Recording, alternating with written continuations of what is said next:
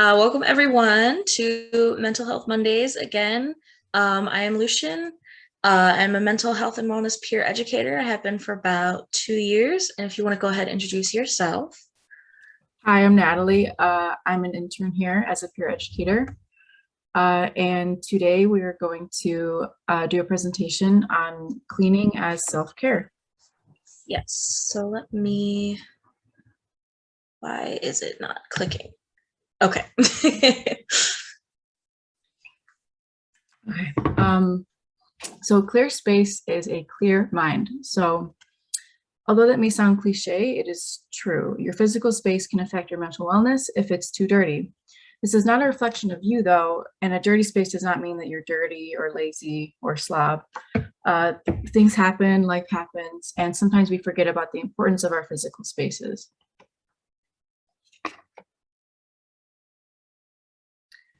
So a good quote, a good thing to remember is that you do not exist to serve your space exists to serve you. And that is by Casey Davis. Yeah, so Casey Davis is not, well, I mean, we'll talk more about her later, but I think she's a really good person when it comes to talking about your relationship with cleaning. And so what we sort of mean by your space serving you instead of you serving your space is you're supposed to like develop a healthier relationship with cleaning. You have to value the function of your house over the aesthetic of your house. And so that ensures that your space works for you and that it makes you as comfortable as possible. And that might feel a little difficult to imagine because working towards functional instead of aesthetically pleasing sacrifices some of those societal standards of cleanliness. But those standards are unhealthy regardless. And some of you may recognize the thumbnail of this video. But this is kind of actually a really good example of why they're unhealthy. So I'll say this real quick, and then I want to play just a little clip of this video so you can see what I'm talking about. So typical societal portrayals of cleanliness are unhealthy because it centers around aesthetics, you know, like the shiny white counters and no dust on the floors or entertainment centers. If you have kids, all the toys must be put away and everything. And it ignores like the hassles of everyday life and how they affect our physical spaces to make them look like, quote, dirty. So we're going to watch a clip of this video, which kind of satirizes those societal expectations. We'll take a look at that and let me know if you can hear this, Natalie. Okay. Gotta clean the house now, people! I want this place looking like Disney on Ice in 1 minute. Harry, if you haven't made your bed, throw it away. It's too late to make it now. Company is coming. Get rid of the couches. We can't let people know we sat. The chairs need to be pushed in. There cannot be any sign of living in this house. I don't care if we have to throw everything out. I want this place looking like a new Mediterranean fusion restaurant by noon. Not to end directly on the screaming there, but I don't want to play the whole thing because it's more of the same. Love that Wait, video. no, hold on. I don't want to play it again. There we go. Go ahead. All right. So what that video tells us is that two things: that we see cleaning as a chore, and that we associate uncleanliness with worthlessness. So the video, obviously, it satirizes what a lot of us go through. We see cleaning as a chore, and therefore it becomes something that we dread and something we associate with unpleasantness. So through these standards, we inexplicably link cleanliness to our self-worth, and therefore when our space is unclean and we can't clean it, we feel like we are to blame and that we're worthless as a result. Mm-hmm. That's no good. Of course not.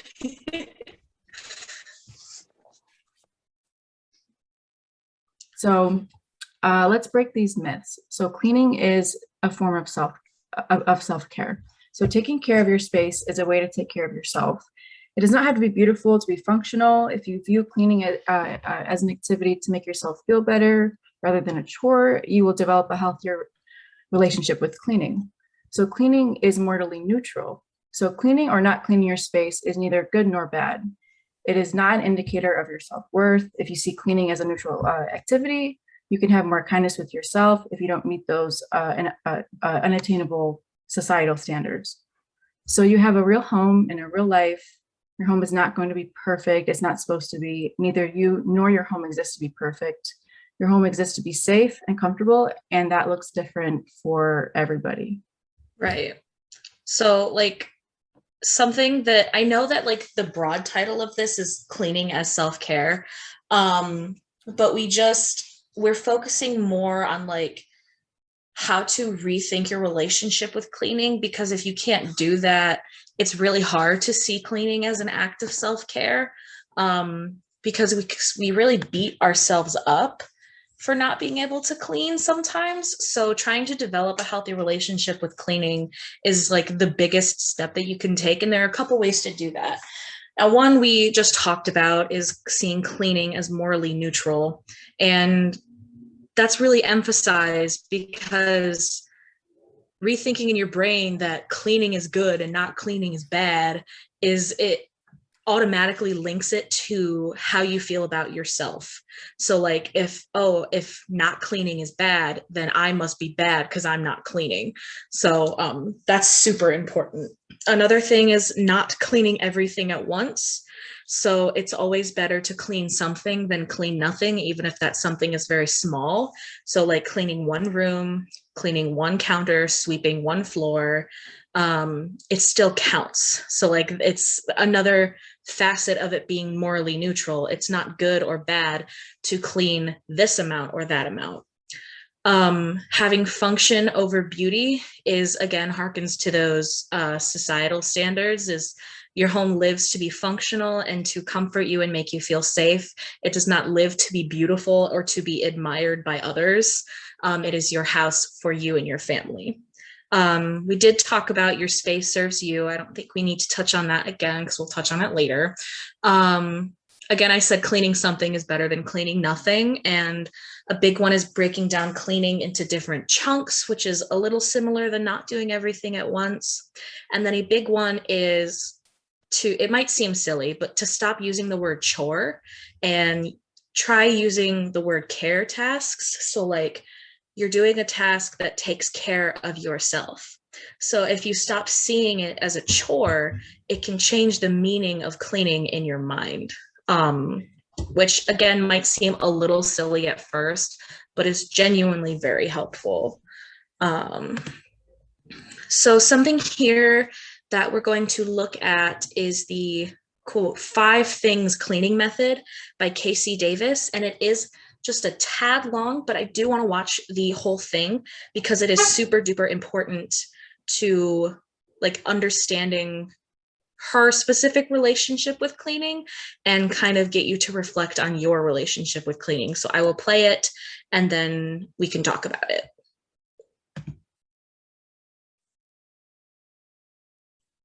It is so easy to look at a room like this and get overwhelmed.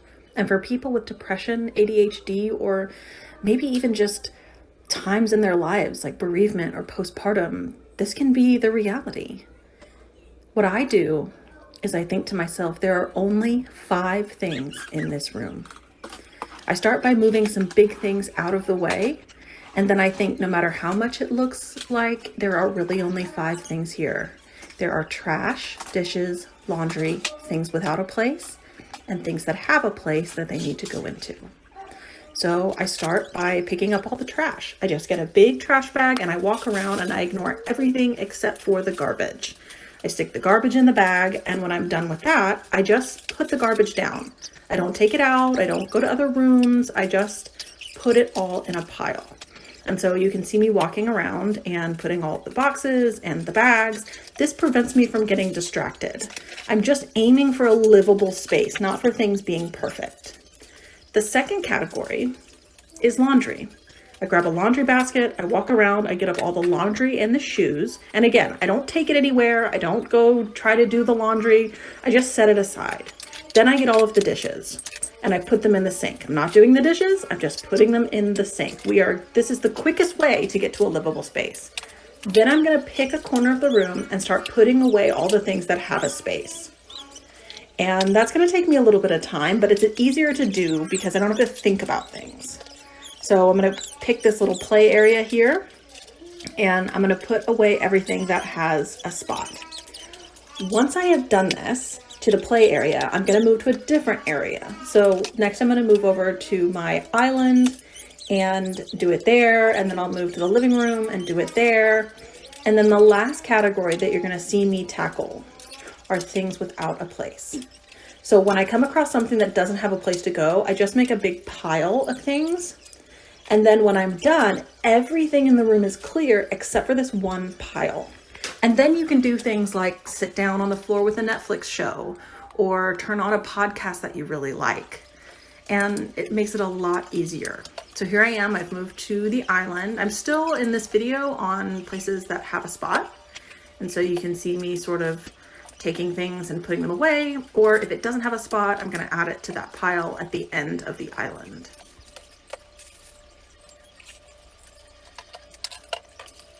This also helps me because I don't really have to think. By picking a category and then searching for the things in that category, I'm really cutting down the amount of decisions that I have to make. And by not leaving the room, I'm preventing myself from getting distracted. All right, now that we're going to look at this pile, and I'm going to figure out a spot for all those things. Even if it's a temporary spot, that's okay. The space is going to look so much more livable. It's going to be so much more functional.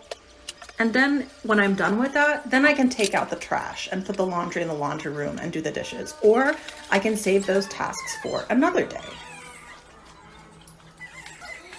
Now I even have room to do a little bit of cleaning. And I'm not going for perfect. I am just going for functional. I'm going to put these big items back.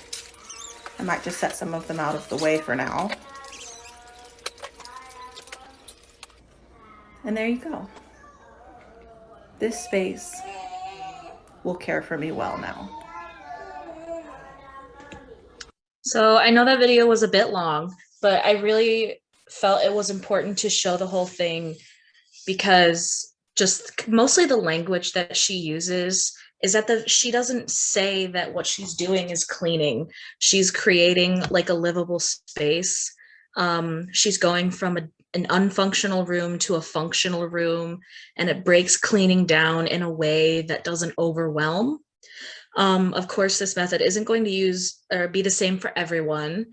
So some ways you can modify it to fit you is, you can do one of the 5 things at a time, only clean one part of the room at a time doing the 5 things, or you can, have some music on or do whatever it does to fit you. Again, I know that was a bit of a long video, but I think it is really important, especially if you're trying to create a healthier relationship with yourself when it comes to cleaning. For sure. Oops. Hold on. It is so easy to look. There we go. All right, so here are 3 mantras to use while cleaning. So the first one is, I clean to live. I do not live to clean. The second is, my space exists to serve me. And I choose how it will do so. And then the third is, my space is not an extension of my self-worth. There we go. Okay, so most importantly, you know you best. You know what keeps your space functional. You know your energy level. You know your physical ability to clean. Do not let anyone tell you what constitutes a clean space, because I know a lot of us, especially a lot of times it's even our own parents telling us what they think is clean. Definitely. And, yeah, but we know like what we're comfortable with. Having a room that isn't 100% spotless all the time, it doesn't mean anything as long as you're comfortable with your space. So just remember that. Very well said. So a bit to just kind of round off what we have talked about, some important resources that we think can help you develop a healthier relationship with cleaning and actually see it as a form of self-care. So up top, we have a book, which is How to Keep House While Drowning by Casey Davis. And you can see it's on her website, strugglecare.com. This is a book about cleaning with your mental health in mind, if you have mental or physical disabilities, if you have children, because she has children. And it's a very short book. It's a very cheap book, but it's a very great book. So that's something that I'm suggesting. Another person I would suggest is Allison Lush, who is a professional organizer. She focuses on having compassion with yourself when it comes to cleaning, and offers help to organize and help you clean your home at like any comfort level. And then last one is kind of a group. It's a website called selfcarehousekeeping.com with a lot of resources on how to keep your home with mental wellness in mind. They have different packages. So like if you're just looking for basic cleaning, like trash, clothes, floor, or if you want to get very detailed, like I want to clean my windows, I want to clean my curtains, I want to scrub the floor, like they have different levels of coping with trying to keep your house clean while still being kind to yourself. They also have general meal plans, home care, and parenting as well, which are all factors that play into how well you're able to clean your home. So all of these are really great resources. And I really think if you wanted to start kind of developing something, but you weren't sure where to start, these 3 places would be a good place to go, definitely.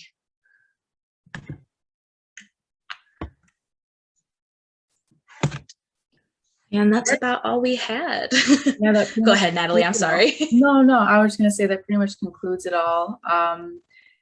I just want to add, I guess, like, I think we already touched on it, but just honestly, sometimes it's good to just focus on doing like a little bit at a time, like not trying to tackle things all at once, kind of like similar to the Casey Davis video, where like I like how she like categorized the cleaning, and she started with like the trash. I feel like trash is especially important. Like sometimes it's good to just focus on that. Like I'll see like a used tissue around sometimes, and I'm like, there's other things I can clean, but I'm not feeling it. But I'm like, you know what? I can throw away that tissue. You know what I mean? So right. It's good to focus on just the little things first, and like have it build up if you're really not feeling it. So yeah. And then that goes back to like the something is better than nothing. Yeah. Like, exactly. you know, maybe at that point in time, all you had energy for was to throw away that paper or the tissue. And you just don't have the energy for everything else at that moment. That doesn't mean your energy will never come. But, you know, it's all based on like how you're feeling in the moment. So something is always better than nothing, even if it's just a little bit. Exactly. Yep. So thank you guys so much for watching. Mental Health Mondays will be here again next week, also at 4 p.m. With the same link as always. So thank you so much for coming, and hope you have a wonderful day. Bye, guys. Bye. All right. Bye, Lucian. Bye.